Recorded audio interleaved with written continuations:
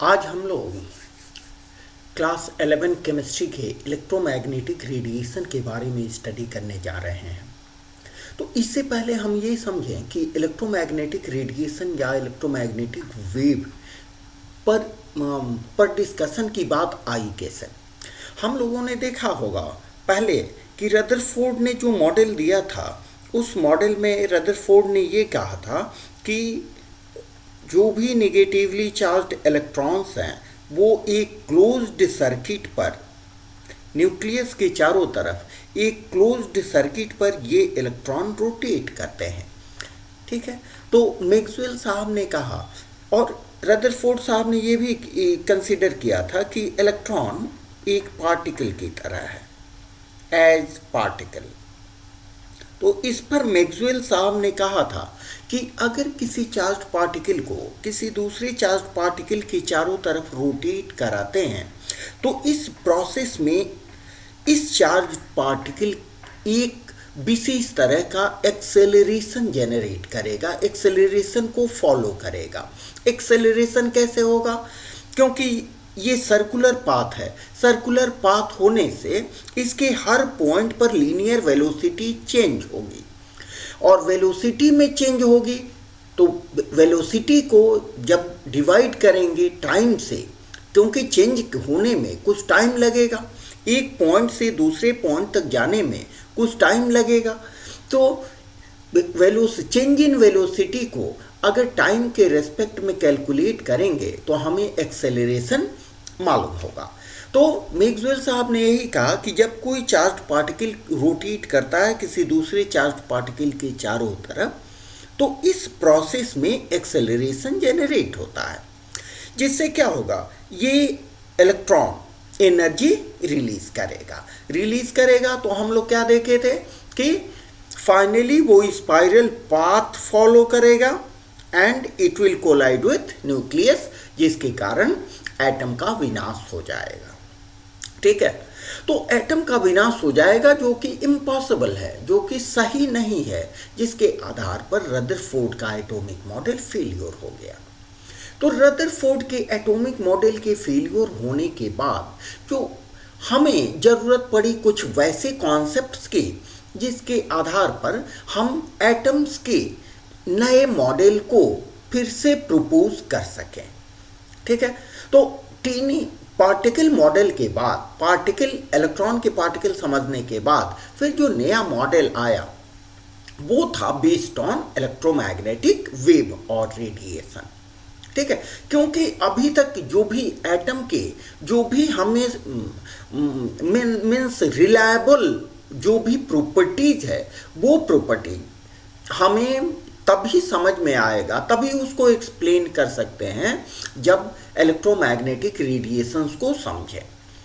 अभी जो रिसेंट में सबसे रिलायबल एटम का प्रॉपर्टीज एक्सप्लेन करने में जो सपोर्टिव है वो है हमारा स्पेक्ट्रल स्टडीज। और स्पेक्ट्रल मीन्स एटम का स्पेक्ट्रम, और स्पेक्ट्रम को एक्सप्लेन तभी हम बढ़िया से कर सकते हैं जब हमें इलेक्ट्रोमैग्नेटिक वेव के बारे में आइडिया हो।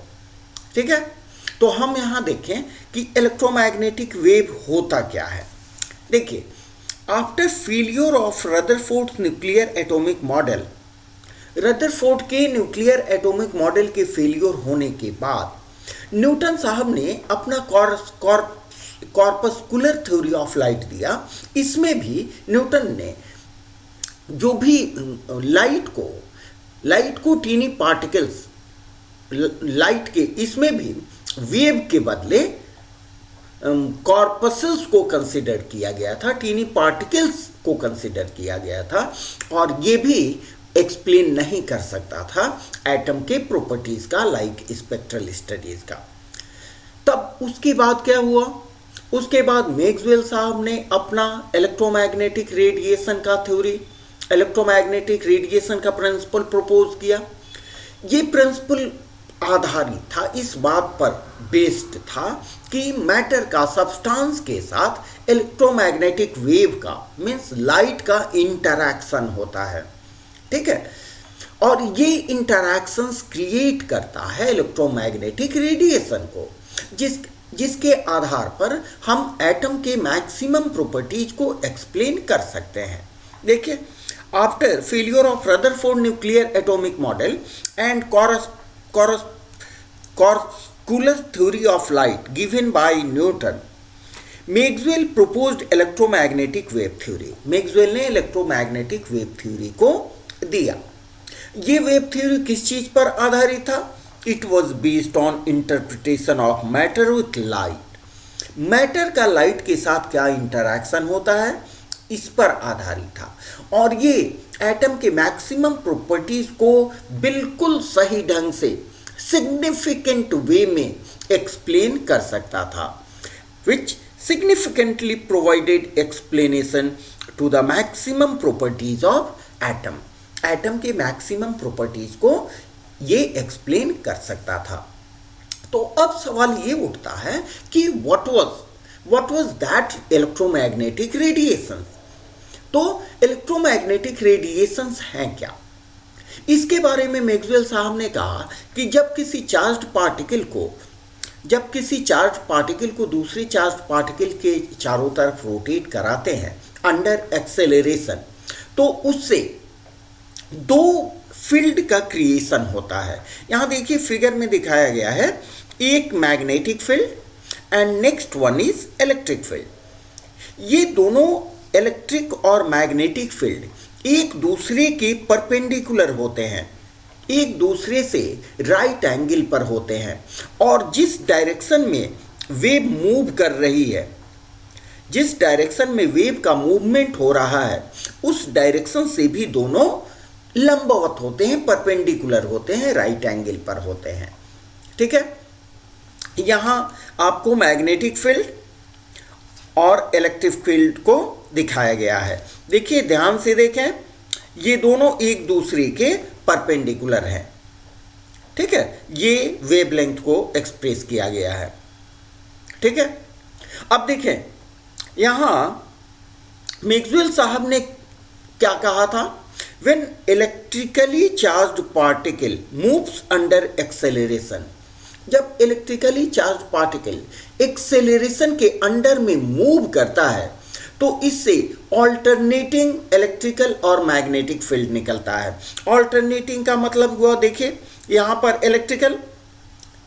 ये इलेक्ट्रिकल फील्ड हुआ तो यहाँ मैग्नेटिक फील्ड हुआ, ये इलेक्ट्रिकल ये मैग्नेटिक फील्ड हुआ।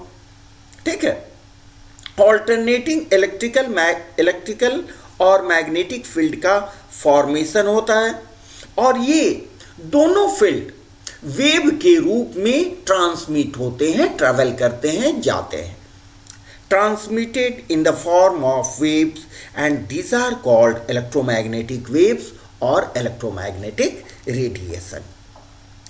ठीक है, ये दोनों इलेक्ट्रोमैग्नेटिक, ये मैग्नेटिक फील्ड और इलेक्ट्रिकल फील्ड एक दूसरे पर परपेंडिकुलर होते हैं। देखिए यहाँ हमने दिखाया है, दोनों एक दूसरे पर परपेंडिकुलर हैं। This is this one and this one. ठीक है, and also perpendicular to the propagation of wave. Wave जिस डायरेक्शन में जा रही है उससे भी ये दोनों राइट एंगल पर होते हैं। देखिए यहां दिया है हमने, both of these wave are mutually perpendicular to each other and also perpendicular to the direction of propagation of wave. ये दोनों एक दूसरे से राइट एंगल पर होते हैं और जिस डायरेक्शन में वेव जा रही है उस डायरेक्शन से भी राइट एंगल पर होते हैं। समझ में आ रही है मेरी बात? नेक्स्ट पॉइंट में देखें, ये जो इलेक्ट्रोमैग्नेटिक रेडिएशन होते हैं ये वैक्यूम में भी ट्रैवल कर सकते हैं। ठीक है, वैक्यूम में भी ट्रैवल कर सकते हैं और इनका जो स्पीड होगा वो स्पीड लाइट के स्पीड के इक्वल होता है। देखें, electromagnetic radiation can move in vacuum and all such waves travel in the same velocity. ये जितने भी इलेक्ट्रोमैग्नेटिक रेडिएशन है वो सेम वेलोसिटी, सेम स्पीड से ट्रैवल करते हैं, which is equal to velocity of light, that is 3 × 10⁸ metre per second. ठीक है, which is called velocity of light. Light का भी जो ट्रैवलिंग होता है, जो ट्रांसमिशन होता है, लाइट भी जो ट्रैवल करती है, ठीक है, वो भी इलेक्ट्रोमैग्नेटिक रेडिएशन की तरह ही ट्रैवल करती है। ठीक है, नेक्स्ट देखें, जितने भी इलेक्ट्रोमैग्नेटिक रेडिएशंस हैं वो आपस में एक दूसरे से डिफर करते हैं। कैसे डिफर करते हैं? हर प्रत्येक इलेक्ट्रोमैग्नेटिक रेडिएशंस का अपना डेफिनिट फ्रीक्वेंसी होता है, अपना डेफिनिट वेवलेंथ होता है, ठीक है, अपना डेफिनिट एनर्जी होता है, जिसके द्वारा हम कैरेक्टराइज कर लेते हैं, इनको पहचान लेते हैं, अलग अलग इलेक्ट्रोमैग्नेटिक रेडिएशंस हैं। ठीक है, इसको डिटेल्स में और स्पेक्ट्रल स्टडीज में हम लोग पढ़ेंगे इसको। ठीक है, तब तक के लिए मिलते हैं फिर नेक्स्ट क्लास में।